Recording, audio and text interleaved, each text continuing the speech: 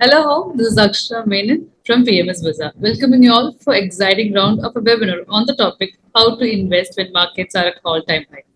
When markets are at an all-time high, it's crucial to proceed with a caution and diligence. It is important to focus on long-term investment rather than the short-term market fluctuations. Also, it is crucial to stay informed about the market trends and fundamentals to make educated investment decisions. Remember, patience and discipline are the keys in navigating through the high market effectively. To brief us more, we have the experts of the day, Mr. Hemal Shah and Mr. Vaibhav Shah. Mr. Hemal Shah boasts 14 years of market experience as a fund manager at Torus Oro AMC, specializing in wealth management for HNI clients. Starting at DNT Executive at Sharekhan in 2009, he later advised NRI clients at Angel Broking and managed 250 clients at ICICI Securities. At Aditya Birla Capital, he oversaw portfolios worth over 150 crores before joining Torus Oro. With focus on active management, Hemal's approach capitalizes on market volatility and information flow. He holds a master's in accounting and finance from the University of Mumbai in 2012 and this is diploma from Wellington Institute of Management. He continued the approach seeks overlooked opportunities, delivering the trust and value to the clients through the personalized investment solutions. Moving on to the next speaker, Mr. Vaibhav Shah, a seasoned finance professional, manages investments totaling USD 2 billion and excels in fundraising. As the fund manager at Torus Oro AMC, he oversees over rupees 100 crores of AUM for HNIs. With 6 years in asset management, Vaibhav has led the significant AUM in both portfolio management and advisory services. His vision emphasizes tailored strategies for clients' wealth management journeys, focusing on risk management and capital protection.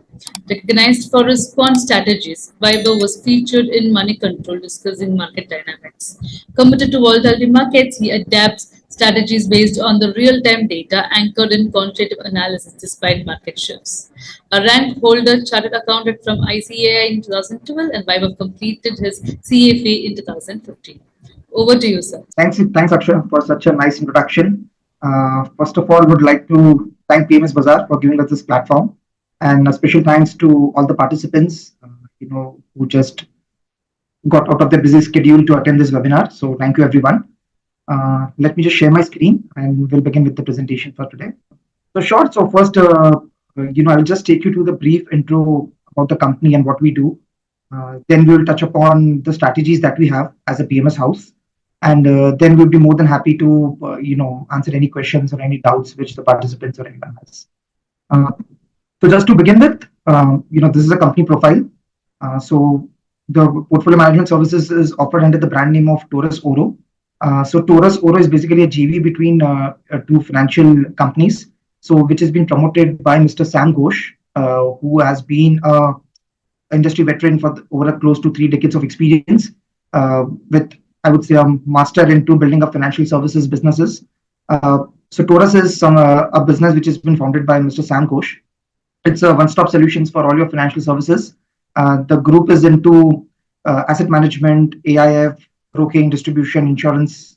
So currently, Torus Oro is the part of mainly the PMS businesses that we are there. The PMS business in particular is actually being run by Mr. Nitin Agarwal, who is the CEO and the principal officer for Torus Oro PMS. So Nitin basically leads, the two strategies that we house under the PMS businesses. Nitin comes with, close to a decades of experience, mainly into wealth management space. He was earlier with Deutsche Bank, London and Singapore, where he was mainly responsible to kind of devise all these quantitative strategies for their institutional clients. And that's how, it was his vision that in case there are institutions who are able to generate good amount of alpha based on the strategies, why not to devise these strategies for retail investors? And so that, the retail can also invest in the way the institution does, which can remove an information arbitrage to a long extent. And basically everyone, comes into a same platform and has a win-win solution. Myself, I think, and Hemal, who is my colleague, we both have been, have been given a brief introduction by Akshara. So won't repeat that. Now, yeah, coming back to the main question, what to do when markets are at all-time high. And I think, the timing couldn't be just perfect, because last time we did a very similar webinar, on 6th of October, 2023, with PMS Bazaar. And at that point of time, again, the question was the same, that, at that point also Nifty was trading, close to an, I would say, a 10-year average in terms of PE. And most of the people used to ask us, or mainly our investors and potential clients, that, is it the right time to invest into equity markets when markets are already trading at a good high? And the simple answer to that at that time and even today, it's we don't know. Timing the market is not something that, frankly, is a part of our professional expertise. Direction is something that we really believe in, that whether when we are investing, whether the direction is right or wrong, but whether the magnitude of whether the market will move on up, down from here, we really don't know over a short period of time. But yes, what we know is whether the long-term story of India and equity markets or equity investing as a whole makes sense or not. Just to give you a brief, this is basically just a comparison about last when we did the webinar, when the question was whether markets are at all-time high, whether we should exit, whether we should sell our equity investments, or whether we should continue. And today, I think, again, that has been like the major question of all the investors across the markets. So just to draw a simple parallel about where we were at that point of time, and close to within a 6 months period, again we stand back to that same thing. So I think the broader answer to the question is whether you actually believe in India story or not, whether India as an investment destination is something that you really believe in. And if the answer is true, then I think the wealth creation journey is very much aligned, that if you invest in India, I think the wealth will be created at least over a long period of time. If you look at purely Nifty, Nifty has been a multi-bagger over a period of time. Now, whether there were no sharp drawdowns, I think we all remember, whether it was a COVID drawdown or a 2008 global financial crisis, market has seen a significant drawdown, like 30, 40, 50% from its high. And today, still Nifty itself is a multi-bagger. Forget the underlying stocks, which have been or given much more return compared to Nifty. But now, if you see the broad parallels or the broad fundamentals about where we stand right now, in October, FIIs were selling out of Indian equities, and people used to think that this is the end, money will move out to other emerging markets or back to developed markets. And today, if you see on a 12-month rolling basis, we are back to the similar flows which we used to, kind of witness 6 months before. Inflation, and other important, topic. We used to assume that inflation will be, back to skyrocket levels. We had back-to-back news headlines saying that, inflation is constantly breaching the RBI's upper zone comfort limit. And maybe, inflations will still keep going up. Central banks across the world, will, keep raising rates. And that's why we will be in a spiral where, interest rates will keep on, being hiked, and GDP will keep on falling, and we will be pushed to the extreme ends of recession. And now we are right now. We are not saying that, that we are out of the woods yet. But if you see the trajectory, at least, as I said, the direction is something which is much more important. And we are seeing that, we had some food shocks in between. We know the tomato prices, what all happened, and which spiked up inflation at a short period of time. But now, if you see structurally, inflation is being stabilized, and we expect at least, over the next few quarters, we will see some more downward trajectory on part of inflation is concerned. Core inflation, which takes out the food and fuel prices altogether, is constantly, showing the downward trajectory, which shows that at least, from a directional perspective, the macros are turning into the right shape. It came to, crude oil prices. Now we had the Russia-Ukraine war, which was thought that, will disrupt the whole supply concerns. We had the Israel war, which again, brought that whole crude oil topic back in the spotlight. But you see, even from the last 6 months, when even the crude reached $90 level, it's back to, close to a level where we are comfortable. And I think most of the budgeting and all is also around that levels only. So I think from a macro perspective, or from a domestic macro perspective, we are on the bright spot. Everything is falling back into place. The macros are looking strong. But at least I would say the trajectory is moving, towards the best of the direction. Coming to global. So, again, as I said, that inflation was not only Indian phenomenon, it was a world phenomenon. So most of the global, I would say central banks were also, behind inflation, that inflation is something which has been, kind of disruptive.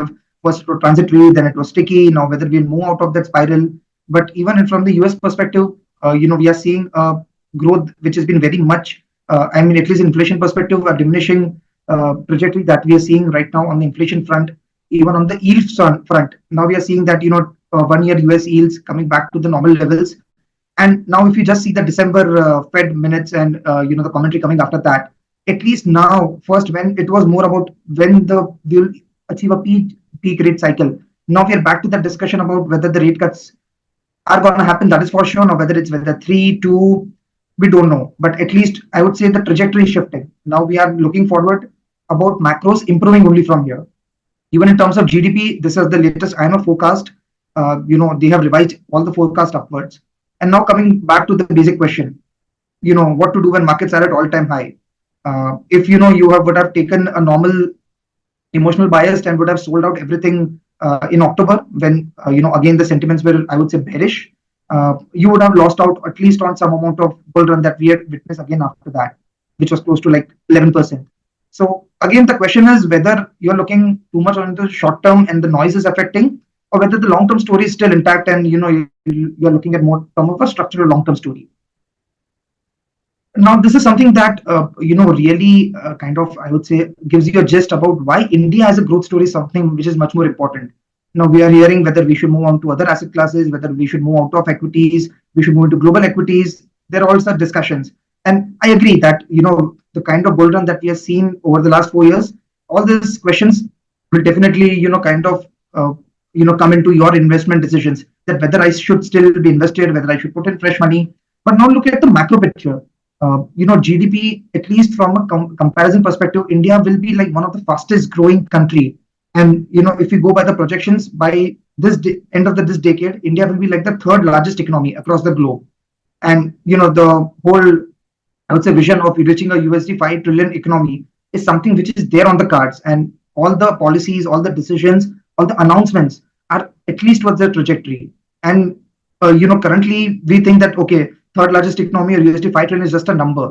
But now if we see actually how a trajectory, or when we leapfrog to become the third largest economy, how that changes, that first we need to look at what the direction is, whether is it just a number, it is just a propaganda, or actually there is some work being done. So let me just take you to that 4 important metrics that we clearly see has a lot of impact towards reaching that vision.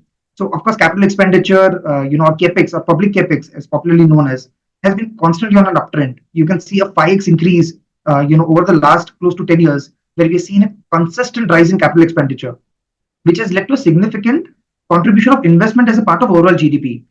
So the last capex cycle which we had seen in India was in the 2003 to 2007 kind of a regime, and that time I think the investment to GDP ratio was close to 35%. And now we are coming back to that cycle, because over the last 10 years, investment as a percentage to GDP has constantly moved down. But now if I have to draw some parallels about the regime of capex cycle in 2003 2007, and right now, at that point of time, at peak investment cycle, it was not only investment which was driving the whole growth in India, but at the same point of time, the ripple effects, or I would say the positive ripple effects of other economies like manufacturing, exports.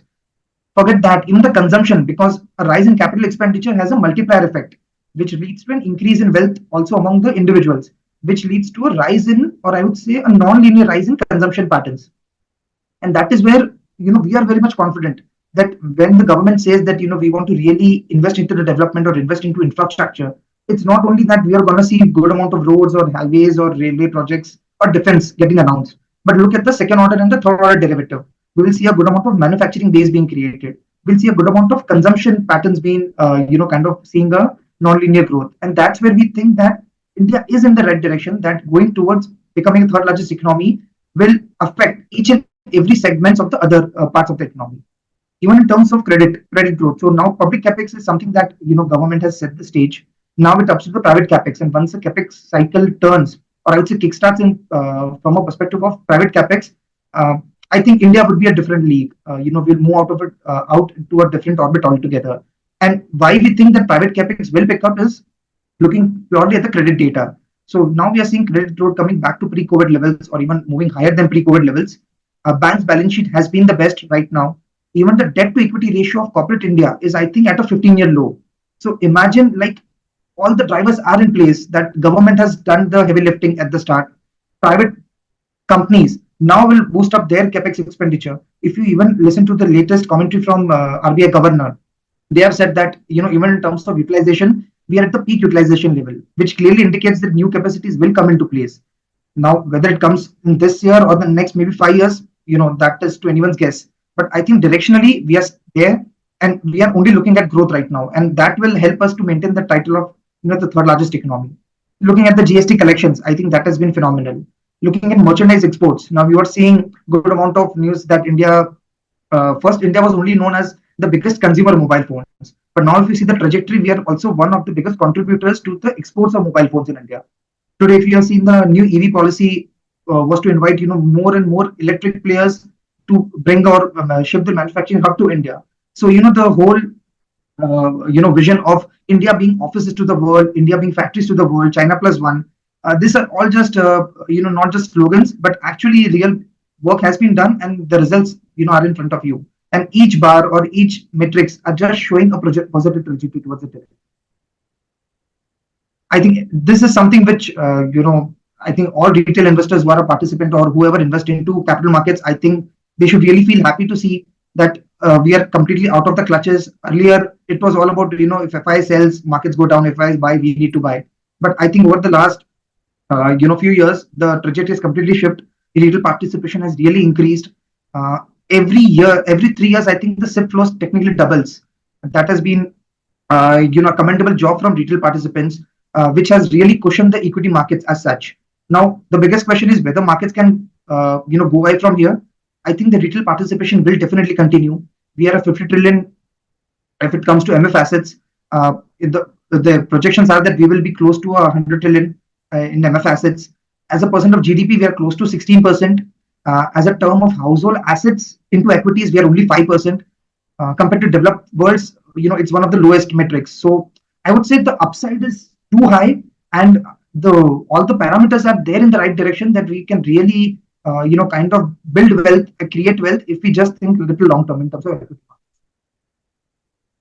Now, the biggest other question is, now if retail has taken the stance, I think the booster effect will also come from FII participations. Now, FII participation has been also close to, I would say, 10-year lows in terms of participation. But India has been one of the strongest market over the last 10 years. I think on a dollar basis also, we are close to 10% CAGR growth market if you compare to any other EMs or any other regional indices or even the world indices. India has been the best performing market.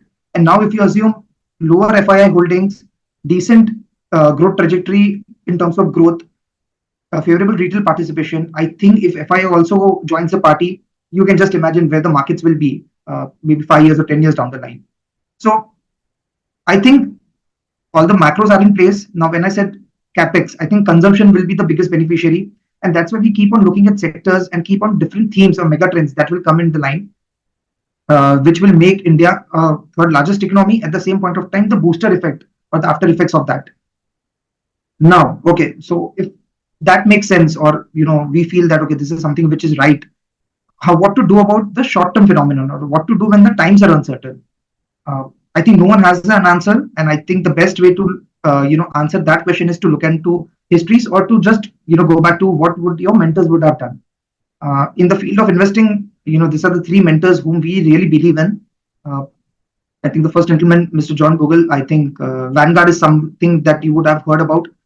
If not, he was basically the father of passive investing. Index investing was something that he introduced to the overall world, to the investment world. Mr. Warren Buffett, needs no introduction. I think everyone knows about Mr. Warren Buffett, and we have been learning from his wisdom over the last so many years. Third is Mr. Jim Simmons. He is basically the founder of Renaissance Technologies, which is a quant-based fund, and he was basically is known as a mathematician who was able to crack the Wall Street based on his quant strategies. Now, if I had to sum up this, three gurus, for us, passive investing shown us the way of simplicity. Warren Buffett shown us longevity, importance of longevity, of staying in the markets instead of timing the markets. Time in the markets is something that really creates wealth over a long period of time. And Mr. Jim Simmons actually shown us adaptability. That even if you're investing for long term, your strategies or your process needs to be adaptable to be able to generate returns even when the markets are not in your favor. So we basically, keep on learning from the mentors and also other gentlemen or other investors who have created wealth. So we have tried to, test whether actually, what has been applicable in global world actually makes sense in India or not. So if you have been pure a nifty investor, passive, not doing anything, not churning, not active investing, you still would have generated close to 13% return, over the last 8 years period. But of course, Mr. Warren Buffett has said that value investing is something that he really preaches, and he still calls himself as a student of value investing.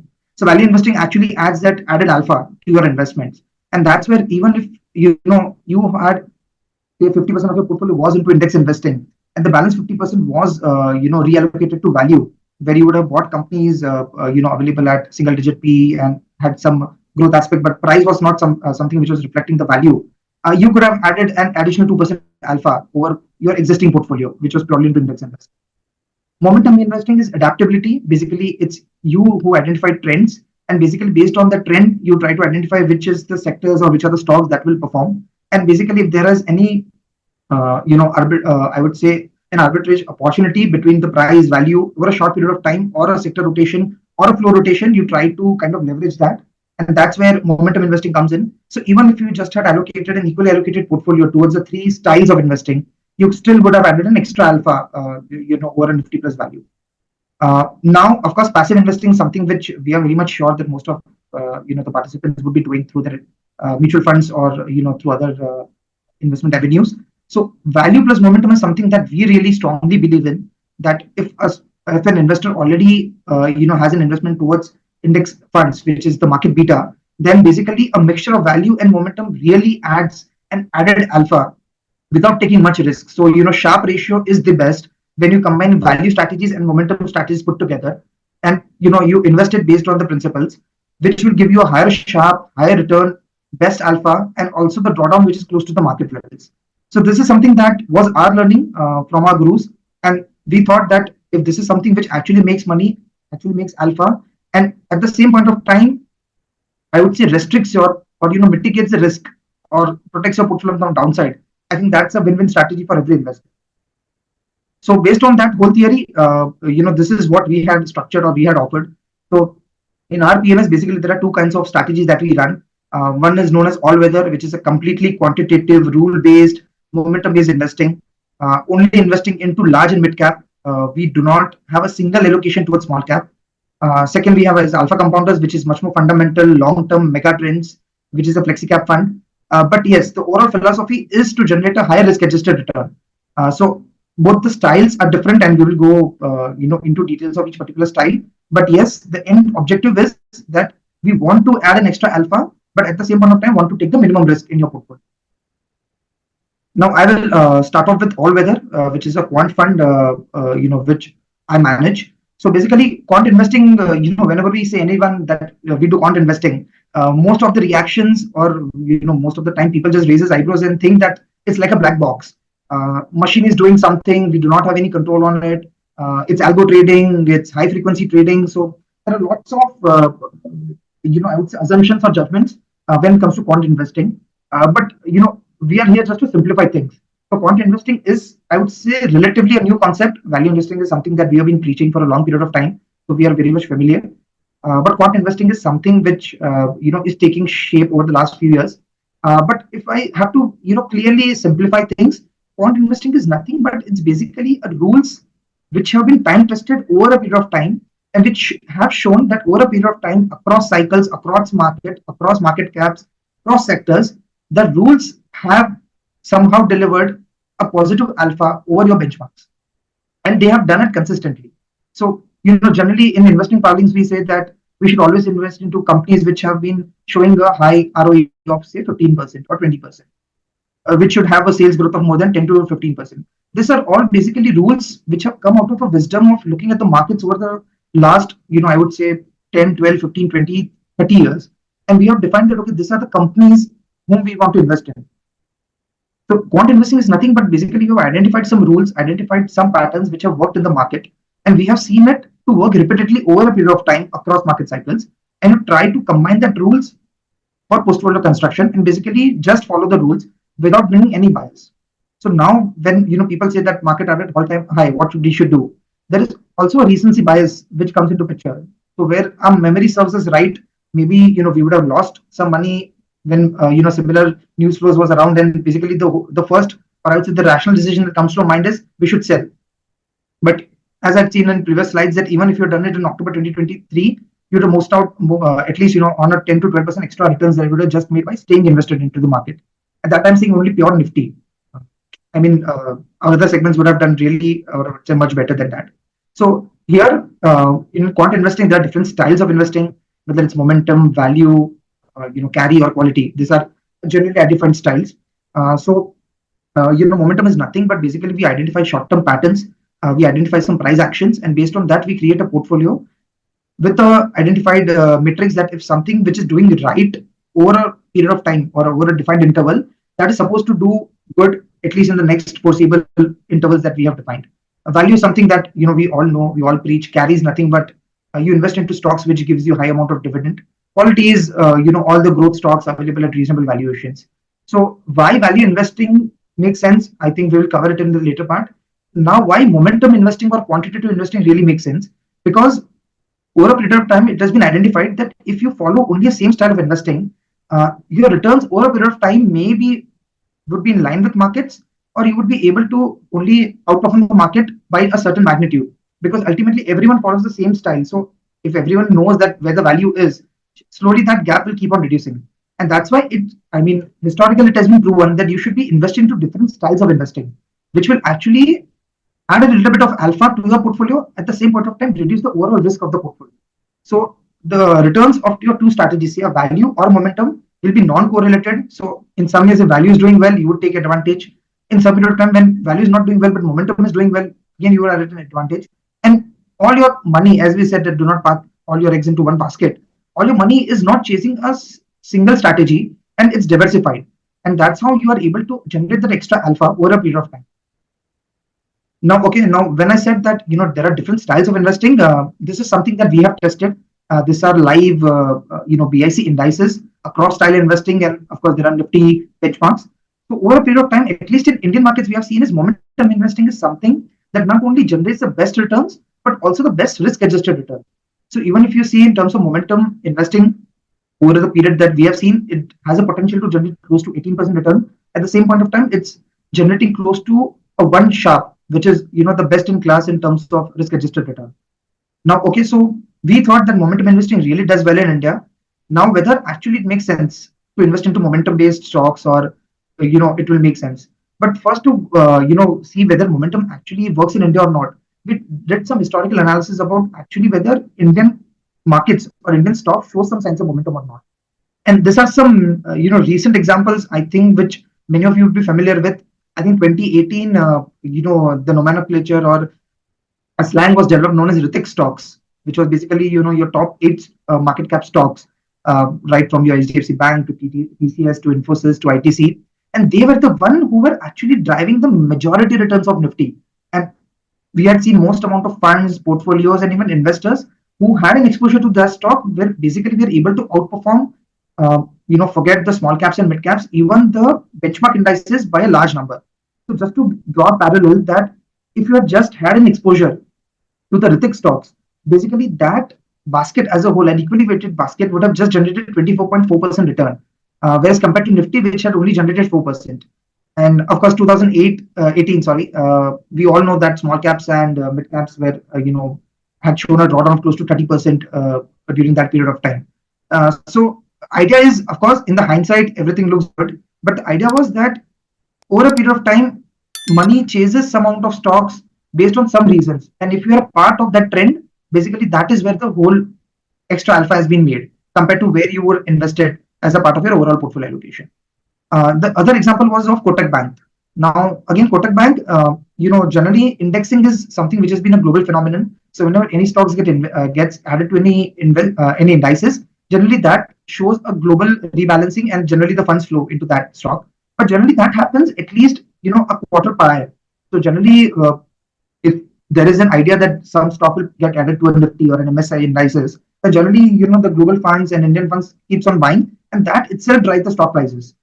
and which is purely a benchmarking feature. And if you're able to identify that pattern, that is where a good amount of money is made. So even Kotak, November 2020 was the year when it was added to an MSCI indices. And if you see just a 3 months prior return of that, nothing drastically changed, for the bank as a whole. But you can just see from a return perspective that it was able to generate a 30% return only in a period of 3 months, because it was getting added to an indices. The recent example is Shriram Finance. Now, we all know that it has been announced on 29th of Feb that Shriram Finance will be added to Nifty 50, and a chemical stock will be moved out of Nifty 50. Now, if you see, again, the same pattern was very much visible 3 months prior, that if you had bought Shriram Finance just 3 months prior to that announcement, you would have generated close to 20% return compared to Nifty generating close to 8% return in the same period of time. So all I'm saying is these are not like funds or bets that you are taking. These are I would say well-researched patterns that has worked across the history, and we really feel that that whole patterns or that whole phenomenon still holds good, and that's why momentum investing really does well for a period of time. Now I will just take some time to get into the process. Now, momentum investing itself looks very fancy, or it may sound even complex, but if you just look at the basic structure of it, here now momentum can run across different segments. But what we have done is basically we have taken BSE 200 as our universe. So none of our portfolio stocks will be outside the BSE 200. So by itself, the mandate itself is such that we will never have a small cap exposure into our portfolio, which generally, of course, will be a big concern for many investors, specifically looking at the last 1 year bull run, which people have seen in the small caps. And I will touch upon that topic in the next slide. But basically, we take the top 200 stocks of BSE, we run our filters based on the price history. We compute a momentum score, which is like the Z score for all the stocks. We pick up the top 25 momentum names, which based on our algorithm and our formulas and our rules that we have defined are the top names, which stands good on momentum. Then we take into account the last 30 days volatility of that particular stock, and we do something known as inverse vol weighting. So higher the volatility, higher the risk that we kind of envisage in the particular stock, lower is the weight. So the risk management itself built up into the process, and that's how we try to dive into the whole process. Again, then we have some caps as a part of risk management, that 10% is something that is the max cap for any stock. Again, and the other part is that we do a quarterly rebalancing of the portfolio. So it is a high churn portfolio. That is one question that we basically get from most of our investors. But that is the beauty of the strategy, that because momentum we have checked across time periods, be it 1 week, 1 month, 3 months, 6 months, 1 year, and quarterly something that we thought that really works well. Doesn't increases too much churn in the portfolio. At the same point of time, you're able to capture momentum which has played out over a good period of time. Now, this strategy is live as a part of PMS over the last, close to, I would say, 12 months, 14 months, sorry. But before that, we were doing the similar strategy, in our advisory portfolio also. So we have run a similar backtest because it's a rule-based. So, we can go back in the time period and we can decide, or we can see, what all kind of returns has been generated based on this portfolio. So this strategy, just the rules that on which the strategy is based, it has a potential, or it has given a close to 27, or I would say 28% return, from December 2015, when we first started testing out this whole strategy, post cost, post all expenses, post all fees, with a wall of 19%. So which gives us a very high risk to reward ratio of 1.4. Even in terms of drawdown, it was close to the maximum drawdown which we had seen is during the whole COVID crisis, and that was close to 35%. But if you compare the strategy across any of the other benchmarks, be it Nifty 50, BSE 500, BSE 200, there has been a stark 10% alpha that the strategy has generated. And keeping the volatility in control and generating the best sharp ratios at the same point of time, minimizing the drawdowns. Now the strategy is live, so this is the live track record, at least for the last period of 1 year. What you can see, as I said, the strategy is 14 months old in a PMS format. If you just look at the last 1 year return, the strategy has given us stellar 70% return in the last 1 year, outperforming any of the benchmarks that you can think of. And when I said about the whole small cap thing, so this 70% return has been generated even without having even a single percentage allocation to small cap. So if you just have a look at last 1 year of small cap indices return, they are close to 65 to 66%. And this strategy, just by taking exposure to large cap and a small amount of mid cap, which is basically the top 200 names, this strategy is able to generate a phenomenal return and beating out even the small cap index return. So now imagine, the whole USP or the whole driving factor for this is if you had a small cap exposure and you would have generated close to 70% return. Here, just by taking the top 200 names, I was still able to, or the strategy was still able to, generate a significant alpha without taking that risk. So now, when most of the investors, are worried about I would say not a meltdown, but I would say sell-off in small cap and mid caps, this strategy offers you that peace of mind, or at least there's, I would say, diversification of risk, because the exposure here will be always top 200 names. The strategy has showcased that even by taking exposure to the top 200 names, we are able to generate a significant alpha without losing sleep over, what will happen tomorrow to markets, or what will be the levels of markets, or whether there will be a meltdown, there would be a shutdown, whether there would be a sell-off. These are highly renowned, liquid names, well covered. Everything is there. Good fundamentals. This is the structure of the portfolio. Again, sector keeps on changing because, as I said, we keep on running the momentum. Currently, consumer discretionary is something that where we see some value is there. Manufacturing has always been one of our top three sectors. And as I said, that currently this is a structure. It will keep on changing based on the quarterly rebalance. Market cap allocation, as I said, 65% is large cap, 35% is mid cap, no small cap at all. And the mandate also tells us, because the universe is BSE 200, we can never have a small cap exposure. And that's why this becomes a very well diversified strategy for your overall portfolio. So as I'm saying, this is not like an alternative. This is more of a complementary offering that you can definitely add to your portfolio. And the returns are, clearly visible in the slide. Moving on, we will move on to the other strategy where my other colleague, Mr. Hemal Shah, will take on. He's the fund manager of Alpha Compounders. So Hemal, up to you now. Yes. Thank you, Vaibhav, for such an insightful session. And I would also thanks to each and everyone for taking your time, precious time on this weekend. I will also thank PMS Bazaar for organizing such a beautiful event for the investors across. So taking us to the next strategy, which we are offering into our basket, Alpha Compounders. It's a flexi cap strategy. Okay, more it would be little bit more tilted towards your mid and small cap of investments, where 70% of our allocation is into mid and small currently, and 30% is into the large cap portfolio.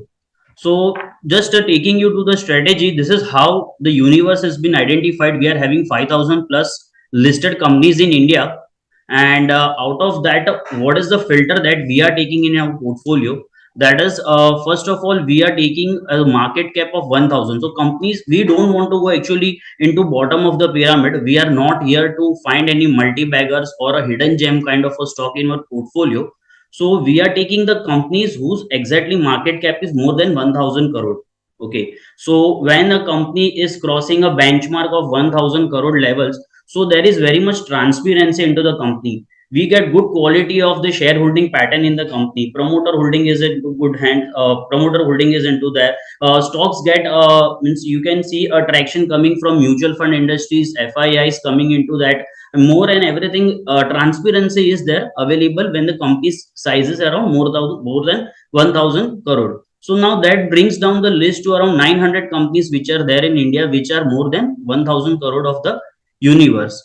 So out of that, how we filter it out, some of the key parameters that we use it fundamentally to get the qualitative results for the portfolio. That is, we check out the say 3-year sales figures, back testing that we do, that the 3-year sales figure is more than 10%. Return ratios, that are ROEs and ROCs, are more than 15% into the companies.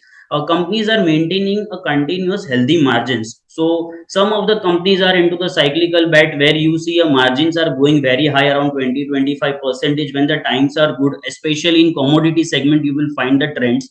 And sometimes when the trend is reversal, as they are they are having an exposure to the global level, margins are down, you will be seeing the charm missing it out. So we normally try to find an identical trend which is having into the companies, where companies are maintaining their margins, and promoter quality is around 30%, more than 30% into the holding in the company. So generally the companies which are having a good pedigree of a management track record, where the transparency is there, management is not involved into, you can say, inter-party related transaction. There is more transparency, clear, and corporate governance issues are not there on the corporate side of the shareholding pattern, you can see. Secondly, we look at the past performance. As I mentioned you, that companies are being able to maintain their working capital cycle. They are able to generate the sales of around 10, more than 10%, able to maintain their margins. At present level also, company is able to utilize the capacity. It happens that the current capacity utilization is around 50-60%, and companies continuously going for the capex. So that is little bit a red sign. So we try to generate the figure it out while we are identifying the stocks into the companies. So that is the present outlook, we do it. For future analysis, we see the order book, how the company is having the order book going ahead, what is the capex cycle, what are the new client addition that company is doing, what are the new products that they're bringing into it, any long term contracts they are having into it. All such pedigrees we try to take out, and we do the fundamental analysis of the company and try to bring out the list, that is a list of around 20 to 24 kind of companies into our portfolio. So that is how we do it. Just we'll go to the next slide over here. So what our portfolio is, so how we are doing something different from other PMS houses, or what is the uniqueness in the portfolio, that as a very good mentioned by Vaibhav, the structural changes that we are going into our country, that is a mega trend that we are following. What are the themes that are going to actually benefiting going coming ahead? That is China plus one, AI technology, PI, capex revival. So these stories are actually going to play out, and you will be seeing this sector actually gaining traction going ahead, and we can see a good momentum carried forward. So that part of our portfolio is around 50 to 60%. There are companies which are actually market leaders in their segment. So these businesses are those which cannot be replicated. Okay, they are having a good distribution network. Okay, they are having low cost of funding, manufacturing cost is very good. So this type of businesses can't be replicated. For an example, a company like a Nestle, where you are having a strong distribution network, even at the top of Himalaya you find a Maggie available. So that is kind of the mood these companies are having it. So these are the some of the companies which are the market leaders of their segment. So these companies would be compromising in our portfolio of around more than 30 to 40 percentage. And some of the contra bets are not, means we are totally, means we are thinking that the companies currently are facing some temporary headwinds. They are the market leaders, they are the champions of their segment, but because of some lackness currently available, they are valuable, value wise they are available very cheap currently. And they can be where we are seeing that risk parameters are low, and we can gradually gain a very good momentum going ahead once the time are superior from there for this kind of companies. So this kind of companies are there. So currently we are seeing some headwinds going ahead. You will be seeing right now into some chemical stocks, power stocks. Last year had were having very means challenging times, where these companies are power companies, you know, majorly are having capital expenditure is high, capex, they are heavy capex companies. But once the demand was in, and we valuation wise they were at very cheap price available, so we had those companies in our portfolio, and we had gained good momentum last year. So that weightage would be around 20 to 20, 10 to 20% of their portfolio, overall portfolio. So overall, taking into structural picks, market leaders, and contra bets, we would be having anytime a portfolio of between 20 to 24 stocks, which are of a sound companies going ahead. I will show you what are the examples in that into the structural picks.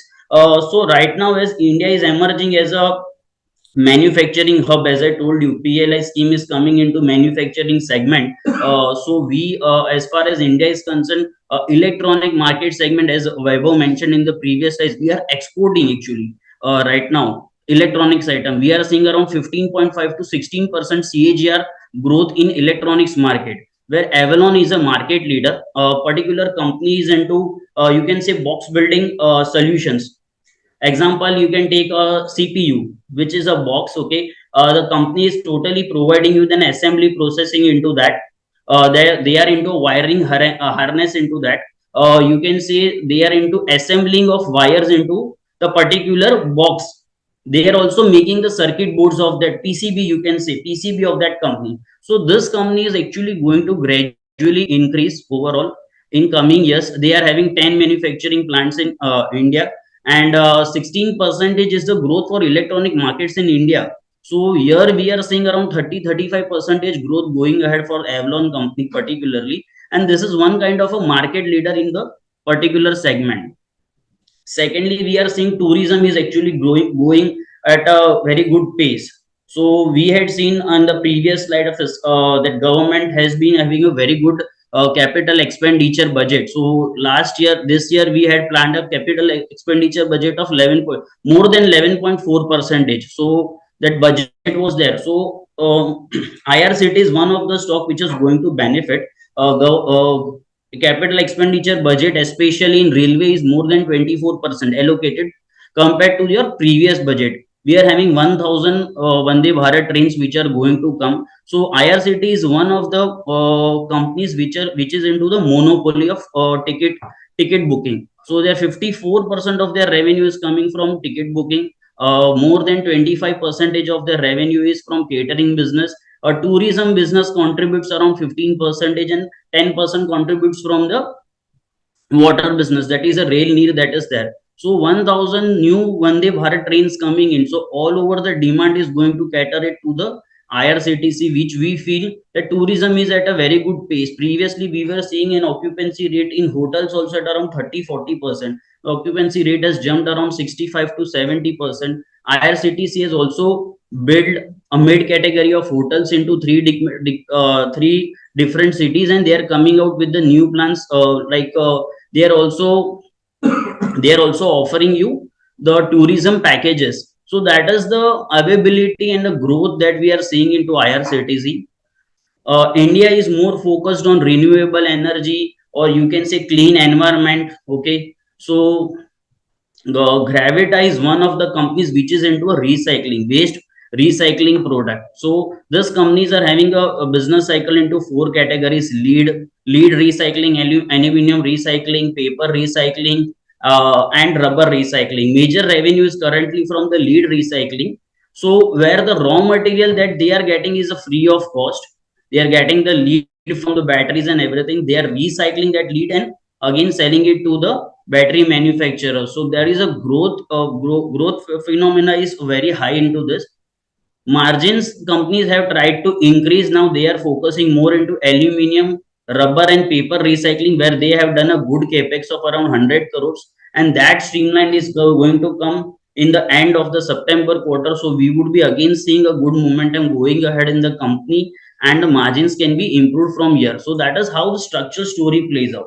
Market leader, you are seeing already a HL, Hindustan Aeronautics into, it's a key beneficial now, exporter of the segment. Polymedical, again a niche company. This company is into providing you the medical devices. Medical devices generally, you can see they are into dialysis machines. They are into renal care segment. So the company is having a good exposure into that. 300 plus patent products the company is having it into, and renal market is having around 1000 crore of exposure in India. So company's total turnover is currently 120 crores, and it is one of the very few companies in India are into renal segment. 4 to 5 major players are there, and Polymedicure is one of them.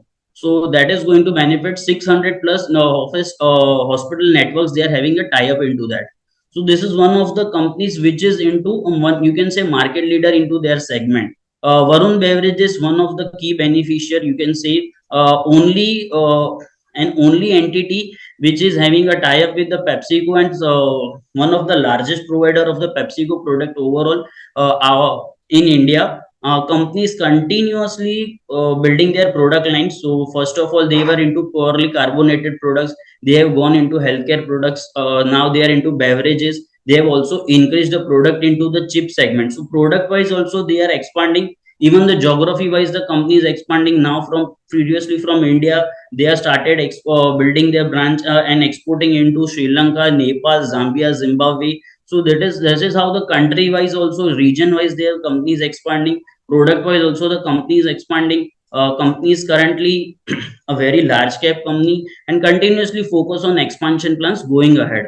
So this is how the market leaders play. One more stock into our portfolio, APL Apollo, is also one of the market leaders into, you can say, bar segment, currently having a exposure of around 55% of the market share.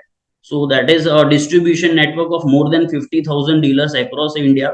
So these are the market leaders where you see that replication is very difficult into it, and these segments are going to play out continuously into the segment.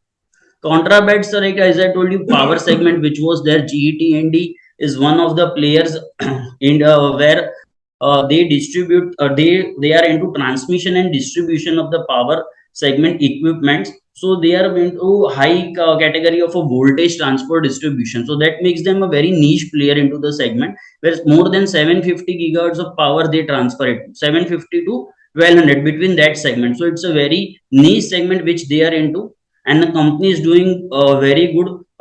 Electricity Board of India has announced around 2,24,000 of crore of capex till 2030. So continuous demand that we will be seeing into the company, and margins of the companies have already been increasing at a very good levels, and company is already a debt free company. So this is a niche player that is going to play out in coming segment. So this is how we actually have framed our portfolio, built into the structural stories, built into the market leaders, and some of the contra bets. So actually giving you an overall flavor of the market, where you can see each and every segment performing in their own particular way.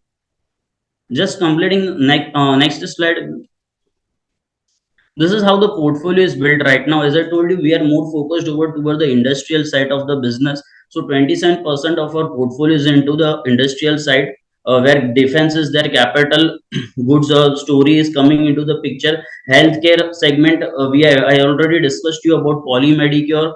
Currently, hospitalization is also the sector which is actually gaining traction. Currently in India, per 10,000 patient there is a single bed available. So there is a this particular space will see a very good momentum going ahead.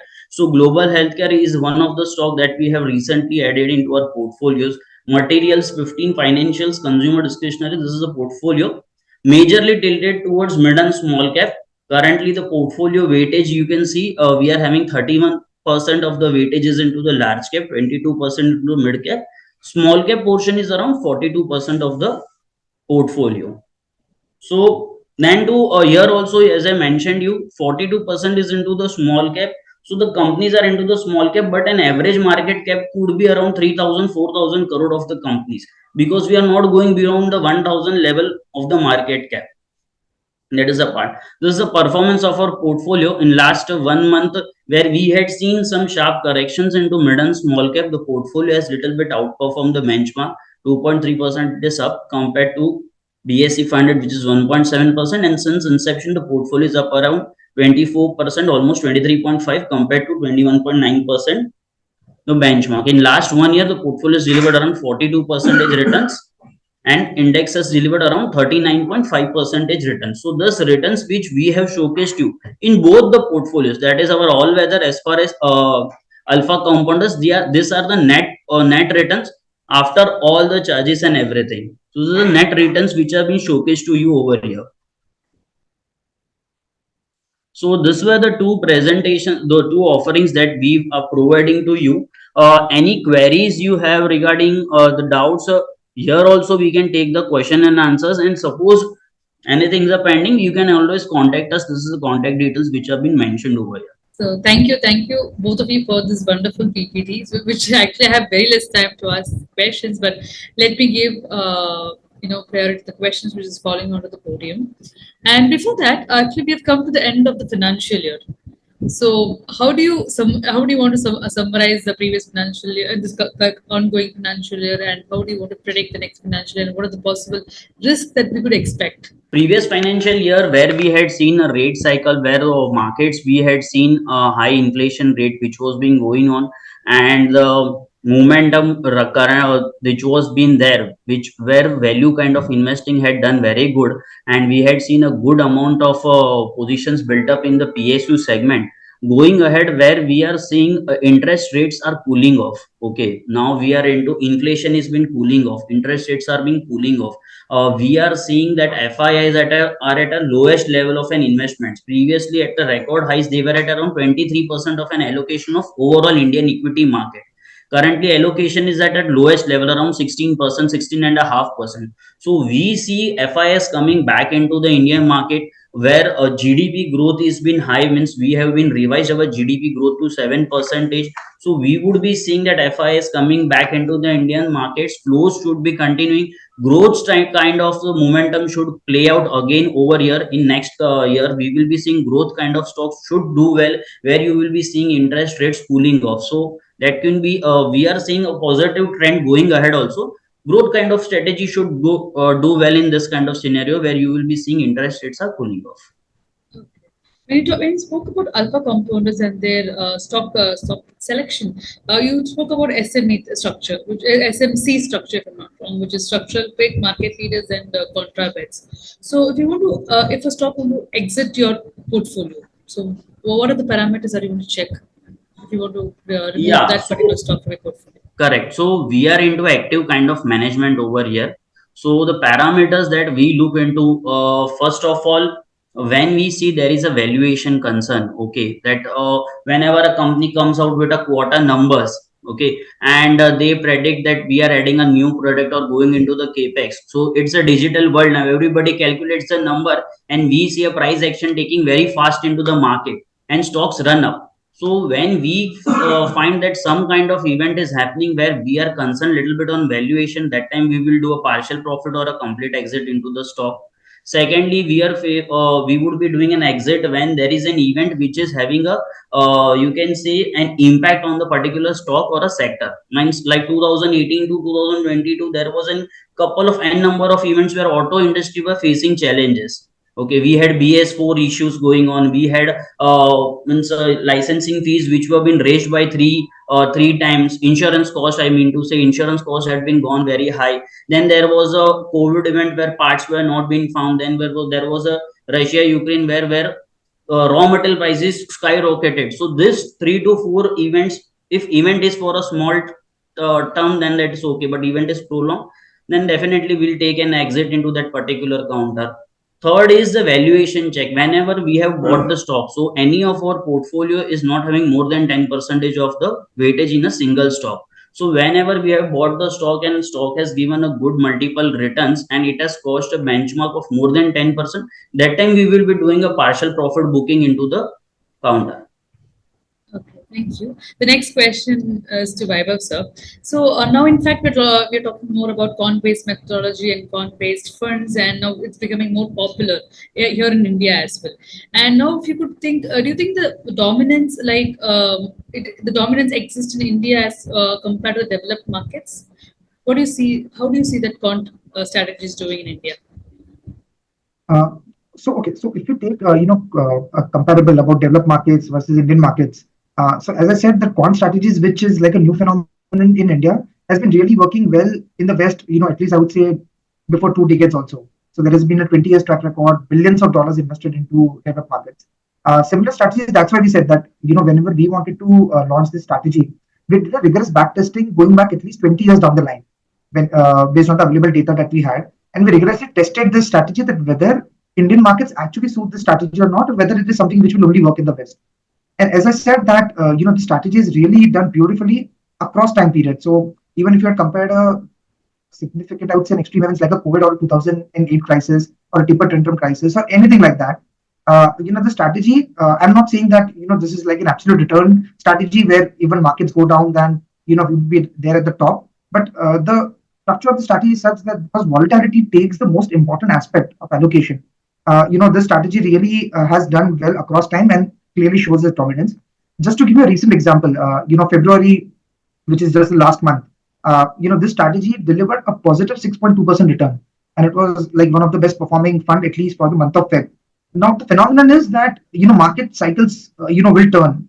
You had a sell off in the month of February. People are thinking what to do with their small cap allocation. So even in such period of time when there can be a significant drawdown of 10 to 12%, this strategy, because of its whole mandate, it was able to deliver 6% kind of a return. even on a 1 year period basis, even when market was in a bull run, this was able to generate a significant alpha. So the overall thing I'm trying to say is that, because, okay, this concept will be something which is very new or which is developing, but this has been time tested across time periods, across decades, and this has shown that it has a potential to generate a significant alpha compared to your existing indices or compared to your existing portfolio. So adding this will just, help you to increase your alpha. At the same point of time, will help you to reduce the overall volatility or the overall risk of the entire book. Yeah, when you talk about the volatility part of it, if someone has invested 50 lakhs in your fund, like since inception, your fund has done exceptionally well since your inception. So how is the worth of holding it the same portfolio now? Well, so I think a very relevant question. So I think that is something which everyone asks us, that if quant is something which is really so good, what has been the kind of return trajectory that you would have generated on a live portfolio. So since this strategy went live now under a PMS, and earlier we were doing it under an advisory, and this is one of the live performance. So the first client who got introduced to this strategy and who kind of believed in this strategy, I would say the 50 lakhs which the client invested with us over since its inception over the last 4 years has been close to 4x right now. So 50 lakh invested into the fund has been close to 2 crore right now. And that has been the trajectory that we have seen of this portfolio. And if you have to draw similar comparisons, even if you had invested into something like a passive Nifty, even Nifty has given close to 2.5x. So as I said, this strategy has by mandate, I would say potential to generate significant alpha over your benchmarks. And that's why I say even a Nifty was a multi-bagger, the strategy was also multi-bagger. It's the sheer magnitude that really defines the provenance of the strategy for your overall. That was exactly my next question. Was like, what are the queries that you are getting from clients, especially when Nifty is trading at all-time high? So I think quant by mandate, as I said, because it's quarterly rebalancing. So frankly, direction of the market is something that we really try to gauge, and we rebalance the portfolio accordingly. But I think Hemal can draw some light because there Hemal or the second strategy takes a very long-term view. So maybe I think Hemal, you can answer that question. Yeah, so markets would be at all-time high. When I joined, it was at around 7,000. You can say at a Sensex level at 7,000. Right now, we are at 72,000 levels. So each and every time it is an all-time high. To just give you a brief picture of 4 to 5 years, means right now most of investors are worried, especially of last week, where we are seeing a good heavy correction into small and mid cap. So majorly investors' questions would be, are we the small and mid cap is going to underperform? So I will just give you a brief, you can say a parameter or the numbers. You can say 2018 at the time we were at all-time high when the small cap index from 5,000 level had reached to 9,500 levels. Okay, so from 9,500 levels, currently we made a high of around 16,500 levels. So that is a jump of almost around 72%. But if you just calculate into a CAGR term, it is just around 12 to 12.5% returns, CAGR wise. So there is a growth strategy which is continuously going on into the markets. This is just numbers that we would be getting it right now. So that means a little bit of an earning support will be there, and we will be see a re-rating into that.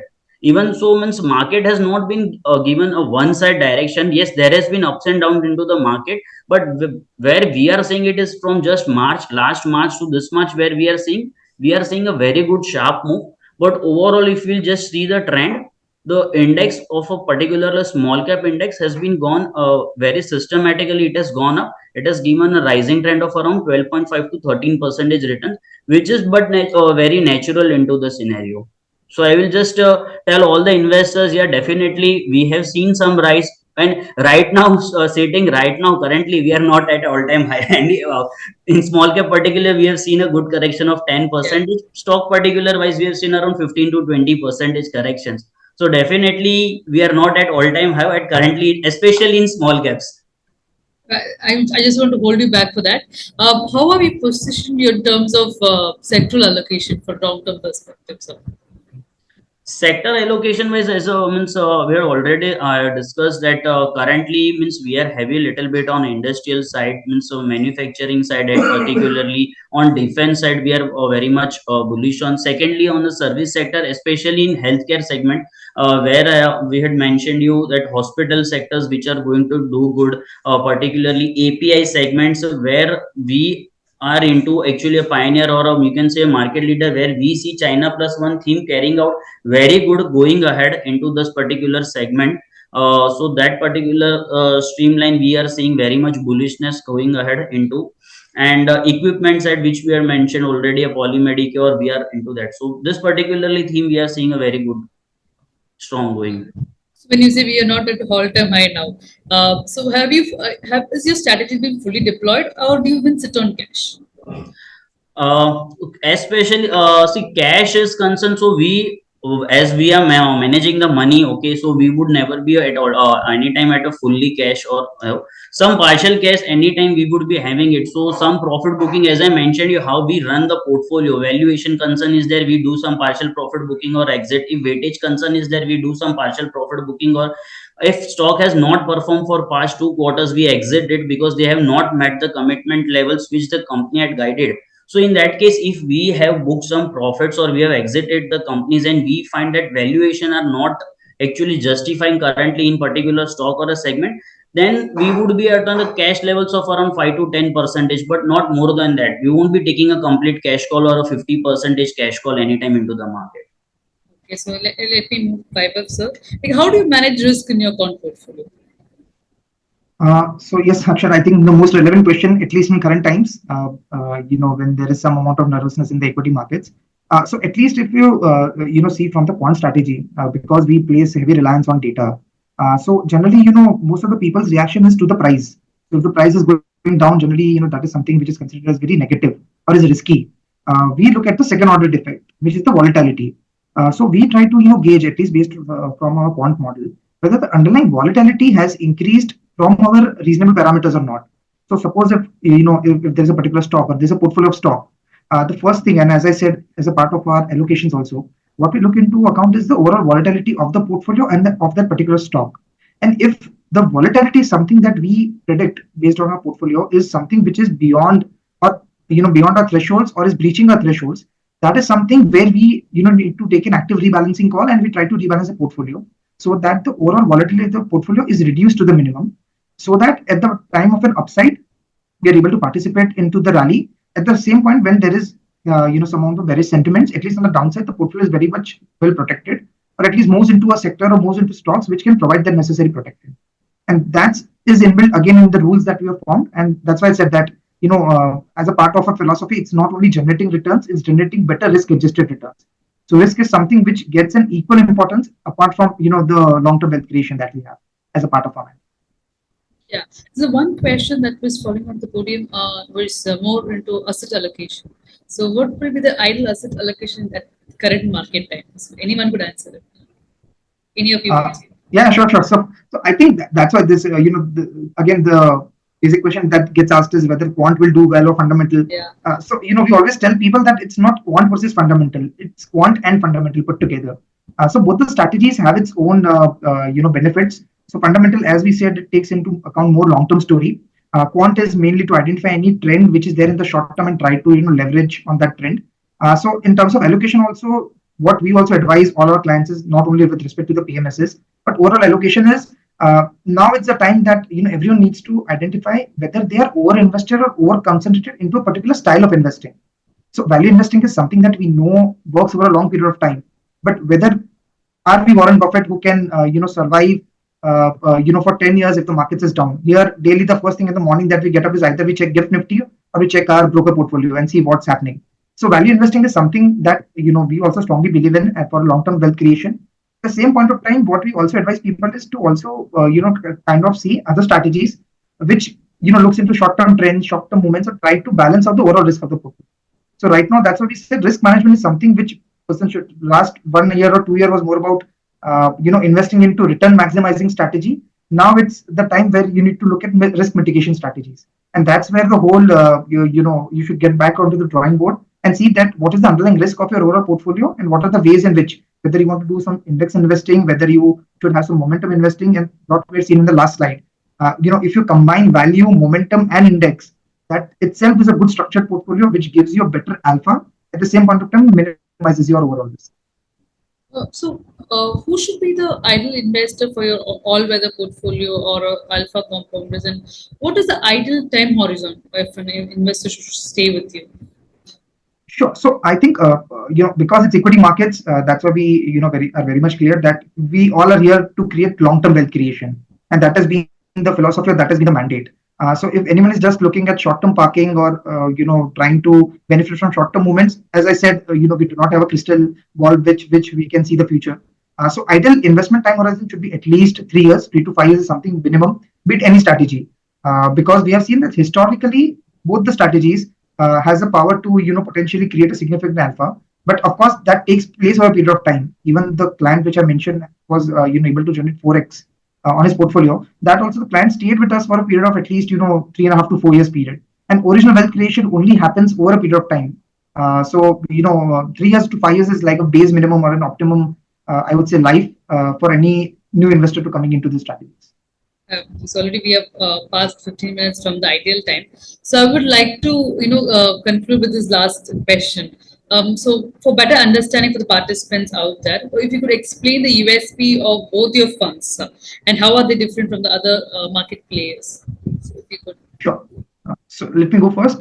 So as I mentioned, that the base minimum is that, as I said, that this strategy is a complementary strategy. So please do not think that we are just like promoting the strategy that this is the ideal one for you. But basically, if you're looking at an overall portfolio, your existing portfolio, and adding all other strategy, which is a quant-based strategy, trend-based strategy, that will help you to enhance your overall alpha. At the same point of time, will reduce the overall risk of the portfolio. So the USP is that purely in terms of returns, this has been one of, at least the record and everything says that this is one of the best performing strategies. Of course, in terms of risk, it minimizes the risk. The drawdown has been very much minimum compared to any other benchmarks. Third point of time, there would be zero small cap exposure. So, if someone is looking purely from an allocation perspective, a large and mid cap, but not an index because they want a significant alpha over the index, then this strategy forms. Fourth is quant, which is again, as I said, it's a non-correlated strategy compared to your existing portfolio. So this will add that additional, layer of non-correlation with the existing strategy, and that can help you to really enhance your overall portfolio returns, minimize your drawdown, and at the same time reduce the overall risk of the portfolio. So yeah, these are the basic USPs of the quant fund which I run. Over to you, Hemal. Yeah, so as far as alpha compounder goes, the strategy is a flexi cap, very you can say major events we have covered into the strategy which are going to be beneficial in coming years. So where we had placed our portfolio in such a manner that we are not leaving out the structural mega trends which are going to come ahead into India growth story, which we had already discussed into the slides. Market leaders which are going to benefit as far as India is concerned from unorganized segment, we are moving towards organized segment. So the market leaders of that particular segment will definitely gain momentum, will gain the market share, and will be having beneficial going ahead. And contra style of an investments where we are finding some kind of comfortness as far as value is concerned, as I already discussed, where these companies are market leaders of their segment and they are the bets of just 10 to 20% of our portfolios, where we will be seeing that valuation wise they are very cheap available. We find that downside is very protected in this, and whenever the time turns, this momentum will carry forward and give you an alpha. So it's actually a mixture of a mega trend with market leaders and a composition of a portfolio where you will be finding an ideal allocation of a mid, small, and you can say a large cap composition over here. So this is the beneficial that you are going it with the large cap into a quant fund, and where you can place your portfolio strategically well into a flexi cap fund. Yeah, got it. There was a very clear difference between the quant fund and fundamental one. And the one question I want to take from Shiva was like, how was your portfolio structured to handle risk of the geopolitical and India's election are around the corner? Because this is a common question that every investor wants to know. Yeah, so I'll just take some point into that. See, markets right now have means till the years we have seen many events have been gone past. So this is not the first election that the market is going to actually witness. Okay, we have seen n number of elections going ahead. The thing that we can take into, yeah, there would be a jitter into the market if the election results are there, but that would be an event, single day or event or a 2 day an event. Reform wise, India is well placed as far as GST is concerned. GDP growths are good. RERA, we have seen an event which has been gone past very smoothly. So whatever the structural reforms that India has been witnessing, they are actually going to play out a very good picture going ahead. Yeah, definitely an election part would be there. That would be just a volatility. Markets had actually swallowed an event which is unknown, like a COVID, which was never an event happened over the decade or even a century which market has witnessed. So that kind of an event the market has digested. So this is a very well known event which market is already knowing it going ahead. So we don't think it can be as I mentioned, an event for a volatility for a day or two kind of a session, but definitely structural for reforms which has been taken across over the past years, that will gradually play out, and that could be going ahead can be positive only for the trend, India trend. Okay. So with that, we've come to the end of the session. Thank you, both of you for the time and the insightful session, and also giving us a very brief differentiation and the presentation about the quant and the fundamental strategies. Thank you. Thank you so much, Akshada, PMS Bazaar, and all the participants. Thank you so much.